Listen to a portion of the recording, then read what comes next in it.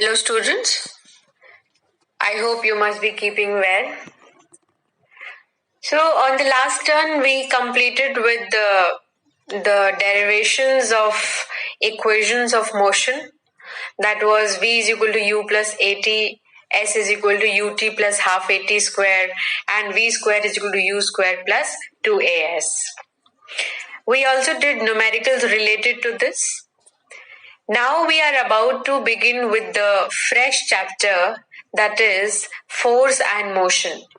Here we will be dealing with what is force, what are the effects of force, and what are kinds of forces with the Newton's laws. So we are about to begin with the chapter. Let's move to the next slide.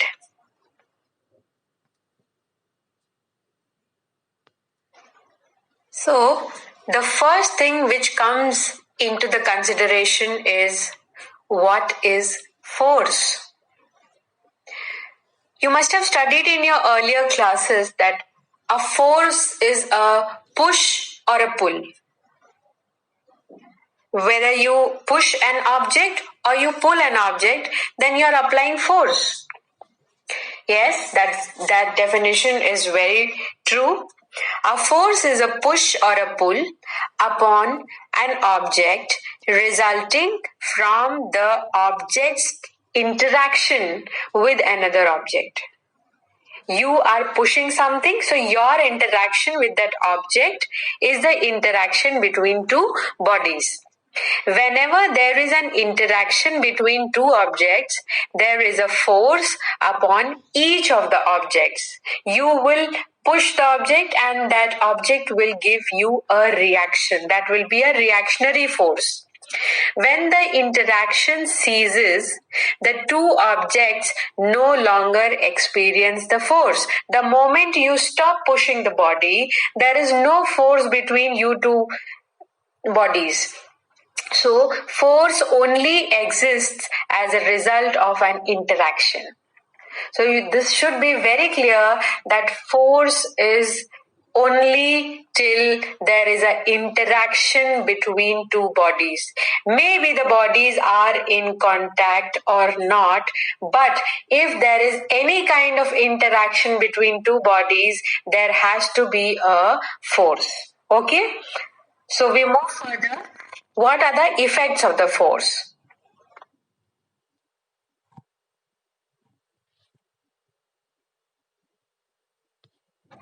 So, if you think, you will come to know, you know it from beforehand also, what are the effects of force? What changes does a force bring about in a body?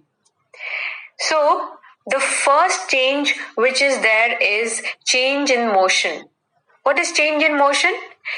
If a body is at rest and you apply force, the body will start moving. And if a body is moving and you apply force, the body will come to rest. Or if the body was in a very high speed, that means the velocity was too high, the velocity will lower down if you apply force. So slowly it will come to a stop. So the first change which is due to force is change in motion. If the body is at rest, it will start moving. If the body is moving, it will come to rest. Number 2, the direction of the body. If body is moving in one direction and you apply force, maybe that the body changes the direction. So the second kind of effect which is brought about by force is direction, change in direction. And the third change is change in shape and size. If the body is not rigid, if the body is not solid, then if you apply force on the body, then there will be a change in shape and size, like a rubber band. Rubber band, is it is in its original size when it is at rest. The moment you apply force and stretch the rubber band, the size and shape of the rubber band changes. So that is a non-rigid body, and when you have applied force, it is changing the shape and size. So if the body is rigid, then if you apply force, there will be a change in motion or change in direction. If the body is non-rigid and you apply force, there will be a change in shape and size. So we move further.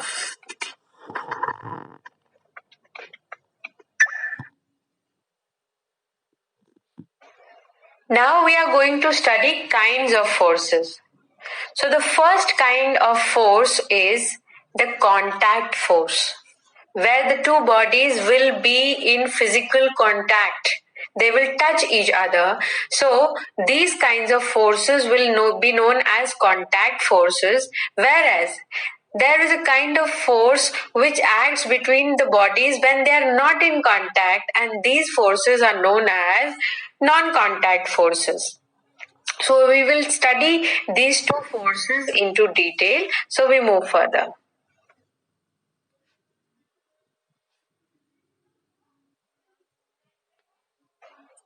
So as I mentioned, contact forces are the forces which act on a body when the two bodies are in contact, are in physical contact. That means the bodies are touching each other. For an example, you can see here there are children pushing a person sitting on the cycle, and there is a person who is pushing a cart, and there is a person who is writing with a pencil. So the pencil and hand is in contact, the person and the cart is in contact, and the people, the children and the cycle is in contact. And so the force which has been applied will be known as a contact force. So there has to be a physical contact for a force to be a contact force. Okay, so we move further.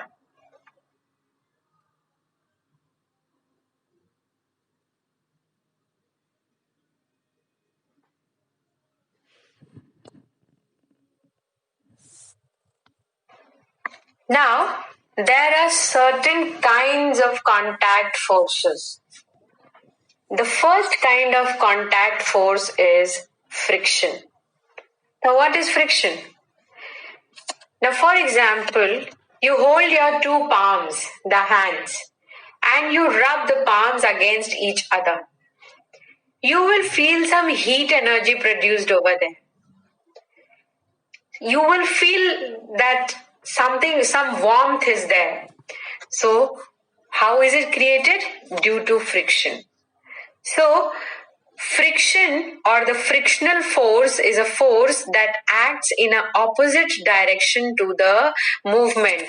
If you put the hands together and you put it in the same direction, is there any friction? No. When one hand rubs against each other in opposite direction, then only the friction is produced. So frictional force is a force that acts in an opposite direction to the movement. The force which always opposes the motion of an object over other object in contact with it is called friction. For example, if you are moving on the road and if there is no friction, you can't stop. The body which is moving will continue moving if there is no friction. So there is an opposing force in any movement. If you are sliding a box on the ground and you stop applying force, and if there is no friction, the box will keep moving.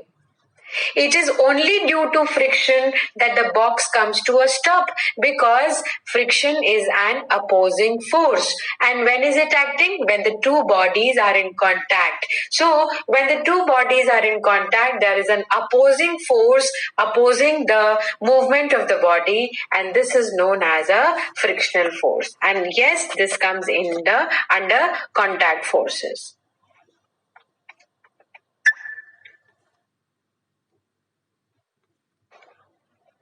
The second kind of contact force is normal force. So, Suppose something is hanging from a string from a support. Okay. Or suppose a book is kept on a table. Now, if the book is kept on the table, the weight of the book is acting downward. Now, you must not be knowing about the center of gravity of a body. There are certain points on the body, but there is one single point in that body or maybe outside the body from where the whole weight of the body acts downwards. And that point is known as center of gravity. So the weight of the book, which is kept on the table, will be acting from center of gravity. So from center of gravity, the weight of the book is acting downward. If there is no table, the book will fall down because of its weight. And therefore, the weight of the book is acting downward. So in reaction to this weight, which is acting downward on the table, the reaction is produced by the table, and that is why the book is in place. Otherwise, the book will make a lump in the table. But it is not making. That means the table is also applying an equal force equal to the weight of the body, and it is towards the opposite side of the weight and therefore acting upward from the surface on which the book has been kept. Please remember, normal force will act from the surface of the body which is there kept in contact with another body. Okay. So normal force is a reaction force of the weight of the body acting from center of gravity. Okay. We'll see some examples.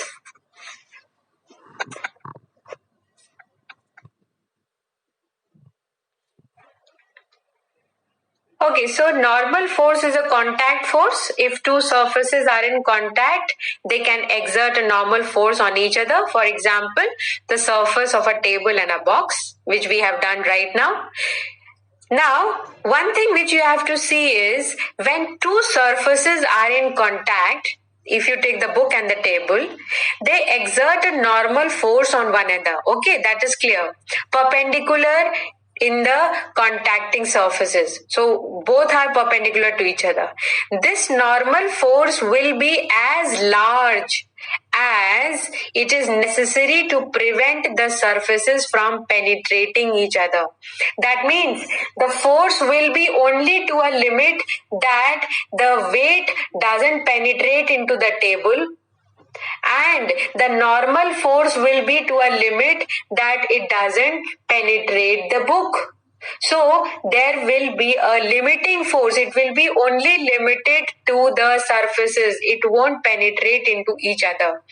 The word normal is normal not because of normal. It is because it is perpendicular to the surface. Now the example which you can see here, the first example is when a block is kept on a surface.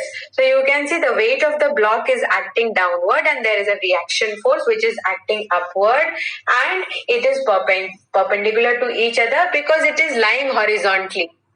In the second example, you can see that the block is on a sliding surface. That means a slant surface. There, the weight of the body is acting downward, vertically downward, whereas the normal force is perpendicular to the surface on which the box is kept. That is why I have showed this example over here for you to know that normal is always normal to the surface, not to the weight acting. Okay. Now the third one, which you can see, there is a circle and you can see there is a weight of the body, the ball which is revolving in a circular path. So that weight of the ball is acting downward, whereas the surface, from the surface, the reaction has been drawn, and that is the normal force. If you draw a tangent from that point, you will know that the perpendicular from the tangent is the normal force. Okay, so you have understood from these examples that what is normal force and from where does it act. So we move further.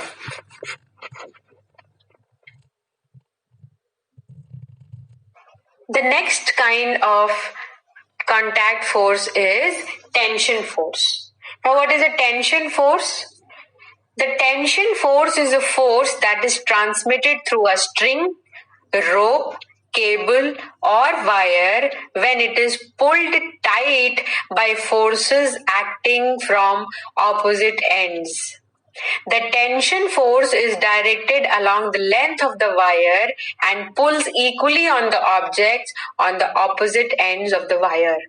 Now, for an example, I'll tell you, suppose you are holding a rope and you tell your friend to hold the rope from the other end. Okay. Now, you both are pulling the rope towards yourself. So, there will be a tension force created in the rope. You are pulling the rope towards yourself and your friend is pulling the rope towards himself or herself. So there is a tension maintained in the string and this tension is equal to both the sides. You are pulling from one side, so the force by which you are pulling, with the equal force there is a tension maintained in that string, and by the force by which your friend is pulling, there is a tension maintained towards your side. So there is a tension in the string when it is held tight between you two people, and tension is equal both the sides. This is also important, and that tension is equal both the sides. So when you people are in contact with the rope and that rope has been pulled tight, so there is a tension maintained in the rope and which is equal both the sides. Similarly, if something is hanging from a support with the help of a string, cable, rope, anything, there will be a tension built up in the hanging part, that is the string, rope, or whatever it is been hanged with. So there will be a tension in the string because of the weight of the body which is hanging from there. We will see some examples so that it is clear.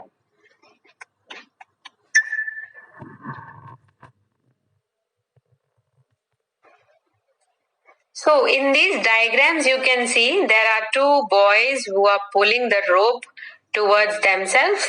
So there is a tension maintained and tension is equal both the sides, and there is a weight which is hanging. So there is a tension maintained in the hanging part which is equal to the weight of the body. Okay, so this is the tension force which is again a contact force. So we move further.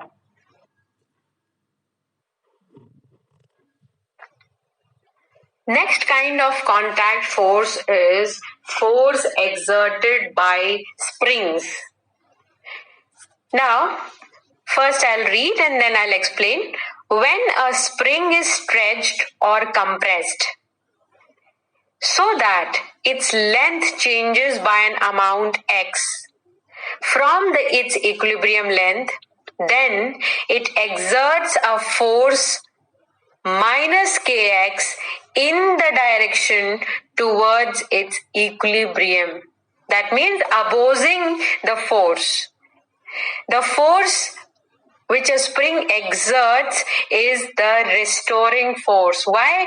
Because the spring wants to come back to its original form, and that is why the restoring force is opposite to the force you have applied on the spring. Whether you are stretching the spring, so there will be a restoring force that it comes back, it compresses back, and if you are compressing it, it wants to stretch up, and the restoring force will be stretching up of the spring. It acts to the restoring the spring to its equilibrium length. So what are they saying? They are saying that if you stretch or compress a spring, you have applied the force in stretching and compressing the spring. So the force will apply an equal and opposite force to restore back to its original form. If you have moved it to a distance x, it will move by a distance minus kx in order to get back to its original situation, its original position. Okay, so this kind of force is a contact force, and this is force exerted by springs. So we move further.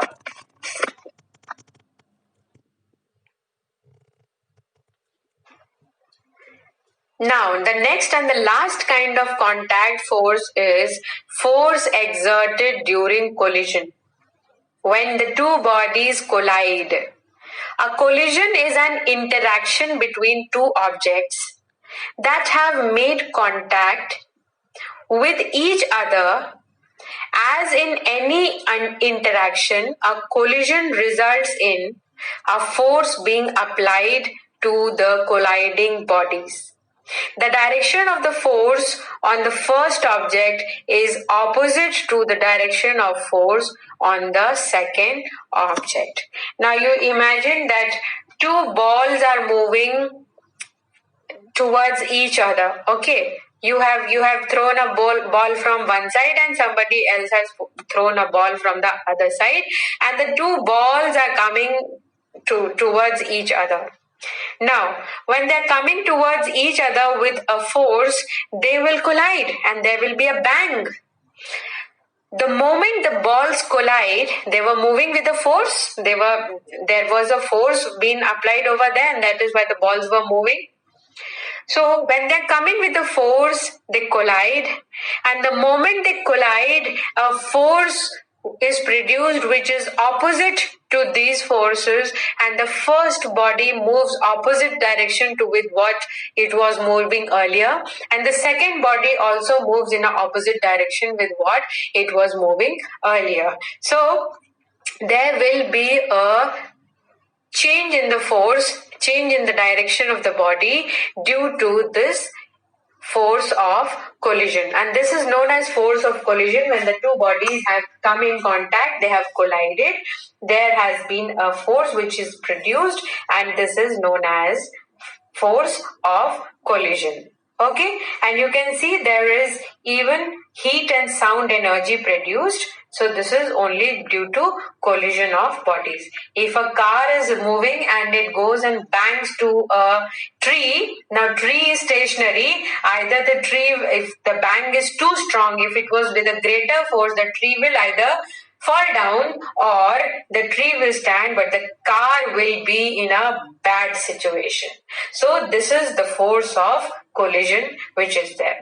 Yes, the bodies have to be in contact. You are very clear with it. So this was again a contact force. Now we'll begin with non-contact forces. So we move further.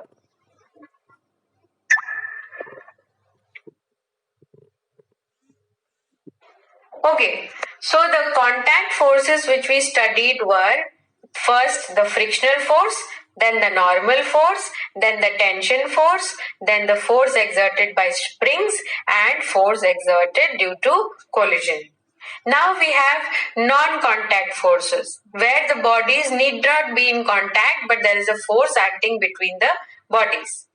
A non-contact force is a force which acts on an object without coming physically in contact with it. The most familiar example of a non-contact force is gravity. Bodies are far from each other, but yes, the body is pulled towards the center of the earth, which confers weight. In contrast, a contact force is a force applied to a body by another body that is in contact with it. Okay, so they are saying that two bodies, when kept near each other or in contact with each other, always exert a force that we will study later. But you have studied about non-contact forces, that when the bodies are not in contact, then also certain forces are acting on it, which are known as non-contact forces.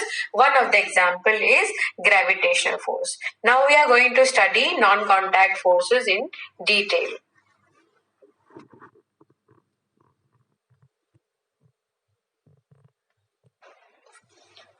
The first, as we have already done, is gravitational force. Now, what is gravitational force?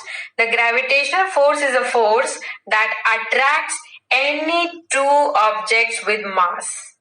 We call the gravitational force attractive because it always tries to pull masses together. You will not find the gravitational force as repulsive. It is always attractive in nature. It will always attract a body towards the center of the earth. So it is attractive in nature because it always tries to pull masses together. That means its own mass, earth's own mass, is pulling the other mass towards itself. Okay? It never pushes them apart. In fact, every object, including you also, is pulling on every object in the entire universe. That means there is some kind of attraction between any two masses. Even if you and your friend are standing, there is a certain force built up, the non-contact force built up between you two people because of the interaction of your masses. Okay, and this is known as Newton's law of gravitation. The formula is F is equal to G m1 m2 by r square, where m1 is the mass of the first body and m2 is the mass of the second body, and r is the distance between the bodies. I again repeat, F is equal to G. G is the universal constant for gravitation. So F is equal to G m1 multiplied by m2 divided by r square. So m1 m2 by r square when multiplied by G gives you the force of universal law of gravitation. Okay. So you have understood this. So there is an example also given. So we move further.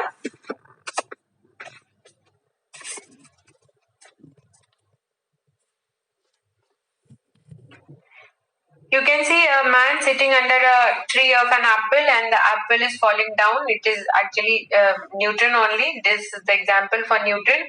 Newton got this idea from the apple tree only, that why is the apple falling down, not moving above, because of the gravitational force. And this was, yes, discovered by Newton only, and that is why it is known as Newton's gravitational force. Force with which earth pulls everything towards itself. It is a force of attraction between the particles of matter.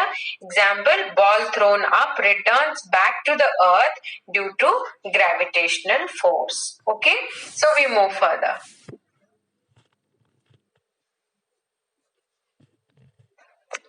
So the next kind of non-contact force is the electrostatic force.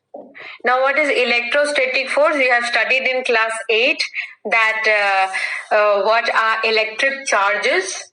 The electric charges are positive in nature and negative in nature. That means when you rub the glass rod with silk, it acquires positive charge, and when you rub ebonite rod with cat skin, it acquires negative charge. So there are two charges present. One is positive charge and one is negative charge. And yes, two similar charges repel each other, whereas two opposite charges attract each other. And this attraction and repulsion is the force which is known as electrostatic force. That means the force of attraction or repulsion between two electrical charges. The electrostatic force, also known as Coulomb's force, is an attractive and repulsive force between particles and are caused due to their electric charges. This Coulomb's interaction is named after the French physicist Charles Augustin de Coulomb, and that is why Coulomb is a unit for charge. Electrostatic force is one of the four fundamental forces of nature. We make use of Coulomb's law to solve the forces created by configuration of charge. So, electrostatic force is the force acting between two charged particles. Okay, so we'll see an example.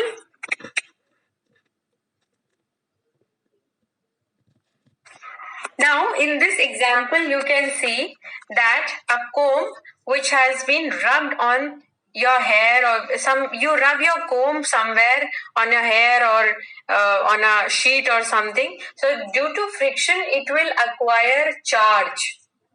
And if you bring this charged comb near the bits of paper will be attracted to the comb.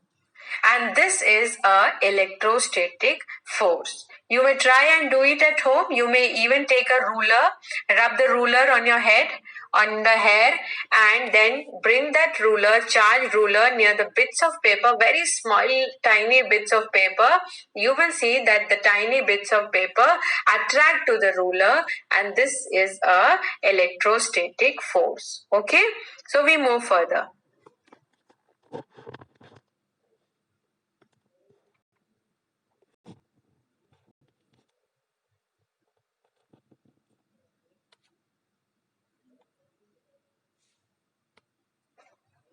Now, the last of non-contact forces is the magnetic force. You all are clear with this magnetic force. You all have studied about it also. There is a force of attraction or repulsion between the two poles of a magnet. You know what is a magnet? Magnet attracts iron and certain other magnetic materials towards itself. And a magnet has two poles. One is south and one is north. So, unlike poles attract each other, and like poles repel each other, and the force which is attracting and repelling is known as a magnetic force. A magnetic field is a vector field that describes the magnetic influence of electric charges in a relative motion and magnetized material.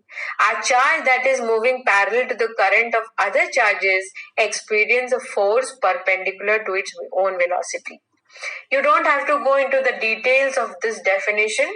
You just have to know that magnetic force is a force built up between two magnets, whether it has similar poles or it has opposite poles.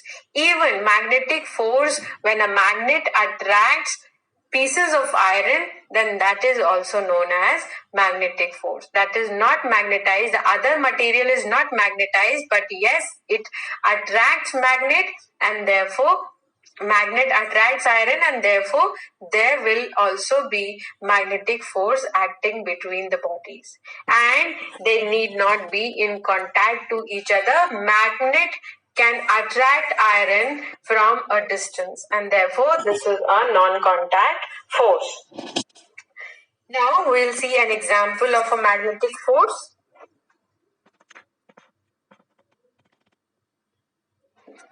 Now in this example you can see that the pins are clinging to the magnet which is kept over there, because it was having iron into it, and magnet attracts iron, and therefore they have clinged from a distance towards the magnet. And the other picture is showing the magnetic field of a magnet. You have to do this experiment in the lab, where you have to draw the magnetic lines of forces moving from north and going to south. So you will study about magnetic lines in class 9 only, in magnetic effect of magnet, and then you will come to know that how are magnetic lines made, and till what distance is the magnetic field for a magnet. So you can see it is a very, very beautiful experiment which you will do in the lab, and then you will enjoy it. So we move further.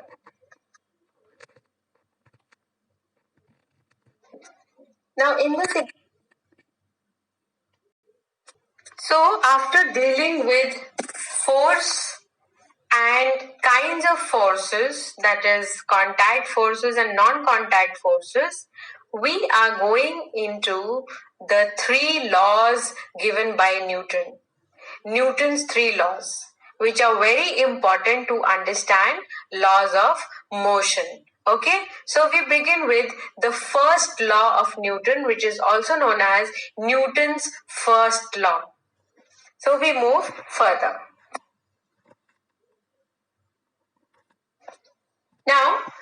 understand Newton's first law, we have to understand two words. Force we have already done. Force is a push or a pull which brings about a change in direction, change in motion, and change in shape and size of the body. And the next one is inertia. What is inertia and how is it playing a role in Newton's first law? We are going to study. Okay, so we move further. So the first thing is inertia. Inertia is an inherent property of a body. It is there present in the body which opposes the force which is being applied on the body. That means if a body is at rest, it will continue to be at rest unless and until an external force is applied to it. And if a body is in motion, the body will continue to be in motion unless and until an external force is applied to it. Suppose a car is moving, the car will continue moving unless you apply a brake, unless you apply an external force. The car will continue moving. So, a body continues to be in the state of rest or of uniform motion unless and until there is an external force applied to the body. And the second one, force. Force is an external cause which tends to change the state of rest or of uniform motion of the body. So here we will only take the change of force where change of motion. That means a force can change the motion of the body. So Newton's laws will be clear with inertia and force of change of motion. Okay, so we go into the detail of Newton's first law.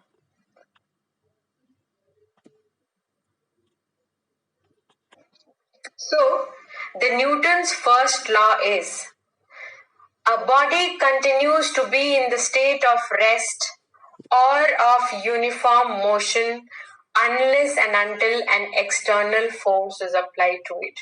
This is law of inertia also, and this is only the law of motion, the first law of motion. So every body continues to be in the state of rest or of uniform motion unless and until an external force is applied to it. Okay. So here in the diagram I have shown Newton's first law, inertia. An object will not change its motion unless acted on by an unbalanced force.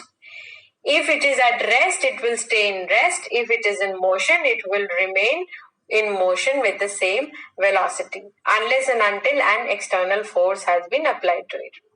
Now, the other thing which has been mentioned over here is object with a greater mass will have more inertia and object with a less mass will have less inertia.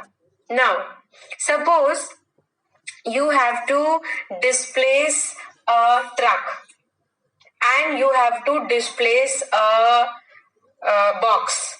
What is easier? What is easier to displace? Yes, it is easier to displace a box. Why? Because the mass of the box is less than the mass of the truck. So, more the mass in the body, more is the inertia. More is the inherent opposing force. It will take a bigger force to displace a truck, whereas it will take a small force to displace a box. So, more the mass, more the inertia, less the mass, less the inertia. Okay? So, we move further. So, this example is also showing the relation between mass and inertia. There is a teddy bear and there is a elephant. So yes, it will be difficult to displace an elephant as compared to the bear. So objects with more mass have more inertia than objects with a smaller mass. Okay. So now we move to the examples of inertia of rest and inertia of motion. Okay, what is inertia of rest? Once more we will revise. Inertia of rest, every body will continue to be in the state of rest unless an external force is applied to it. And inertia of motion, every body continues to be in the state of motion unless and until an external force is applied to it. So we are going to see the examples of these two kinds of forces. Okay.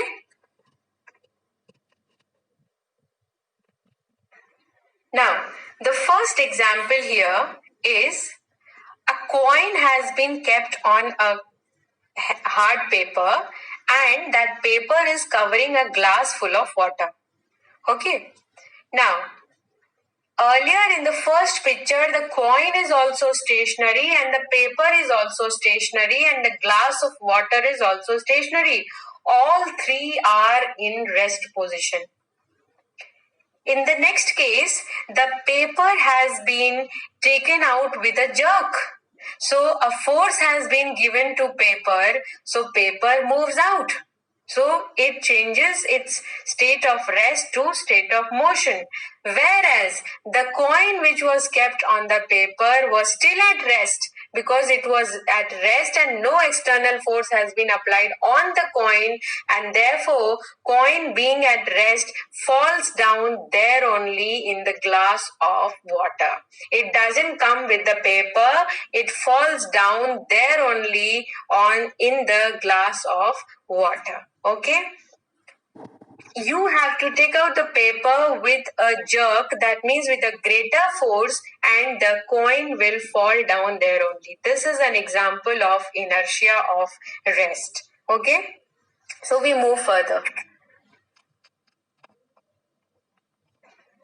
This is again an example of inertia of motion, where the ball is giving a force to the other balls and the other balls will also start clinging and moving accordingly. The first one will move with a greater force and the last one will move with a less force, showing the inertia of rest. Okay, so we move further. Now, in this example, a boy was riding a cycle and moving with a speed. Okay. Suddenly, the boy gets a jerk from a stone. The cycle comes to a stop, whereas the boy was in motion, and so the boy jumps and falls down. The cycle comes into the rest, the lower part of the vehicle comes to the rest, and upper part, that means the man which was riding the bicycle was still in motion, was still in inertia of motion, and therefore the boy takes a jump due to inertia of motion and falls down. Okay, so we see another example.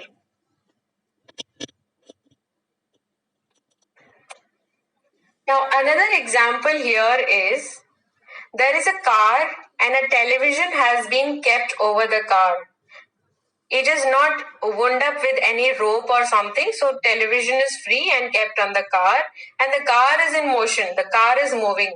If the car is moving, then television is in contact, so the television is also moving. Both are in motion.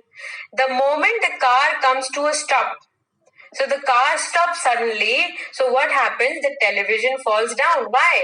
Because the television is still in motion, whereas the car has come to a stop. So due to inertia of motion, the television falls forward. Okay?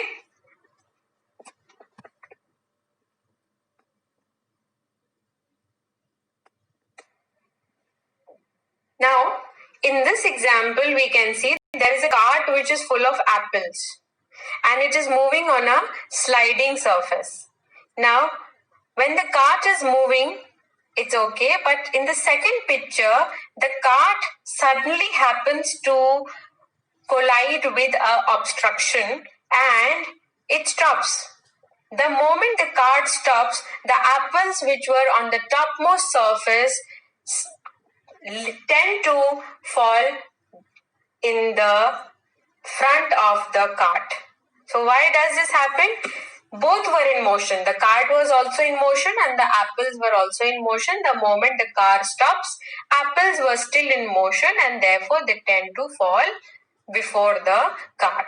Okay. So these were few examples of inertia of rest and inertia of motion. I hope the things are clear to you. If you still have any doubt, you may ask me in the comments below. Please do have a reading of the chapter, and this chapter will be very clear to you.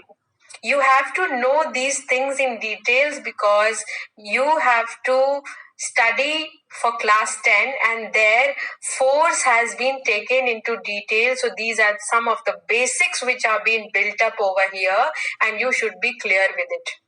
You also have to appear for boards, and there will be few questions from inertia of rest and inertia of motion. Certainly it will be there in the exam, so you have to be clear with these concepts. If you have problem, please do ask. Till then, enjoy your day. Thank you so much.